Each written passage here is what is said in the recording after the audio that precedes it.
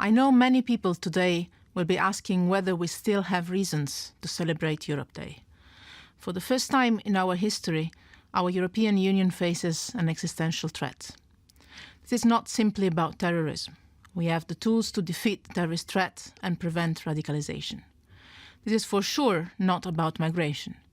A union of 500 million can manage the current flows, protect lives, and build strong partnerships with other countries in our region and beyond.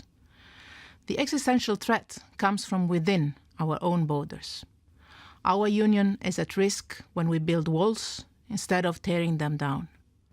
Our union is at risk when we behave as part-time Europeans, when we call for help when we need it, but we are not ready to help. If we discriminate people for the color of their skin, or the language they speak, or the way they pray, if we do so, our union is at risk because our identity is based on diversity. And in this tough moment in the history of the world needs a strong Europe more than ever.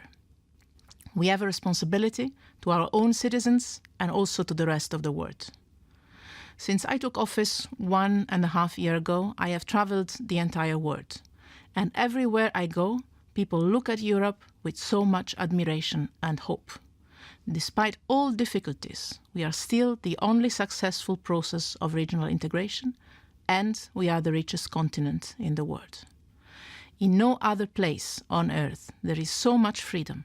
Freedom to speak our mind, freedom to move, freedom to pray and not to pray, freedom to love, freedom to vote, freedom to choose our own destiny and work to make it real. Everywhere in the world, we are the first trading partner, the first investor, the first donor for humanitarian and development aid, the first diplomatic power.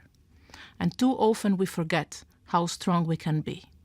This is why we need Europe Day, to be proud of what we have achieved, to keep in mind that we cannot take it for granted, and to realize that Europeans and non-Europeans need Europe. What we need is leadership, not populism. We need to preserve Europe, and we need to reform it. It is time to change our union, to save our union. And this is what this celebration is all about. Happy Europe Day.